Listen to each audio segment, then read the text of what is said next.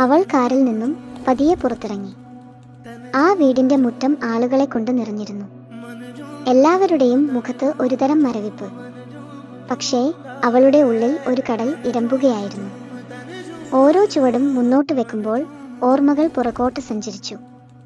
Class റൂമിന്റെ ഏറ്റവും പുറകിലെ ബെഞ്ചിൽ ആരുമായും മിണ്ടാതെ ജനലിലൂടെ പുറത്തെ മരങ്ങളെ നോക്കിയിരിക്കുന്ന അവനെ അവൾ ഇന്നും ഓർക്കുന്നു.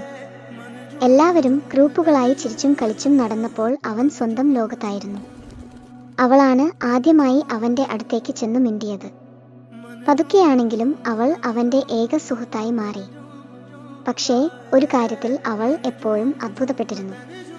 ആൾക്കൂട്ടത്തിനിടയിൽ പെട്ടുപോയാൽ അവൻ വല്ലാതെ വിയർക്കും. ശ്വാസം കിട്ടാതെ പിടയും. ഓക്കാനവും ഛർദിയും വന്ന് അവൻ പാതി ബോധം കെട്ട അവസ്ഥയിലാകും.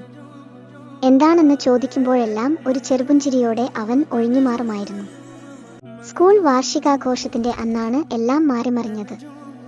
എല്ലായിടത്തും ബഹളവും പാട്ടും പെർഫ്യൂമുകളുടെ ഗന്ധവും നിറഞ്ഞ ദിവസം. പെട്ടെന്നാണ് അവനെ കാണാതായത്. അവൾ സ്കൂൾ മുഴുവൻ തിരഞ്ഞു.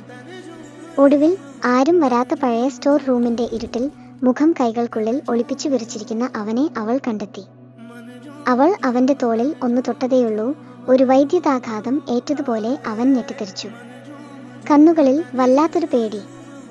കരഞ്ഞു കലങ്ങിയ കണ്ണുകളോടെ അവൻ അന്ന് ആ സത്യം പറഞ്ഞു. ചെറുപ്പത്തിൽ അച്ഛനും അമ്മയും ജോലിക്ക് പോകുമ്പോൾ എന്നെ അടുത്ത വീട്ടിലായിരുന്നു ഇരുത്തിയിരുന്നത്. അവിടെയുള്ള ആൾ, അയാൾ എന്നെ. അവന് ബാക്കി പറയാൻ കഴിഞ്ഞില്ല. വർഷങ്ങൾ കഴിഞ്ഞിട്ടും ആ വേദന അവനെ വേട്ടയാടുകയായിരുന്നു. അയാളുടെ ശരീരത്തിൽ നിന്നും വന്നിരുന്ന ആ പ്രത്യേക പെർഫ്യൂമിന്റെ ഗന്ധം എവിടെ മണത്താലും അവൻ ശ്വാസം മുട്ടും, ഛർദിക്കാൻ വരും. ആരെങ്കിലും അടുത്തേക്ക് വന്നാൽ ശരീരം വിറയ്ക്കും.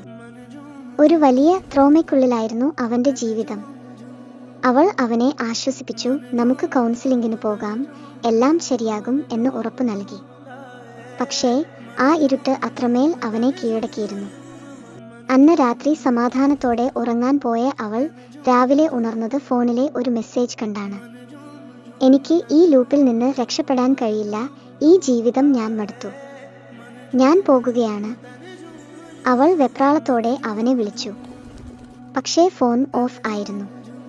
വിറയ്ക്കുന്ന കൈകളോടെ സോഷ്യൽ മീഡിയ തുറന്നപ്പോൾ കണ്ടത് ആ മുഖമാണ്. താഴെ ഫവക എന്ന 3 അക്ഷരങ്ങൾ. മൃതദേഹത്തിനടുത്ത് എത്തിയപ്പോൾ അവൾ കണ്ടു ശാന്തമായി ഉറങ്ങുന്ന അവന്റെ മുഖം. ഇനി അവനെ ആരും ഉപദ്രവിക്കില്ല. ഒന്നിന്റെയും ഗന്ധം അവനെ ഭയപ്പെടുത്തില്ല. പക്ഷേ ലോകം തോൽപ്പിച്ചു കളഞ്ഞ ഒരു സുഹൃത്തിനെ ഓർത്ത് അവളുടെ കണ്ണുനീർ നിലയ്ക്കാതെ ഒഴുകിക്കൊണ്ടിരുന്നു.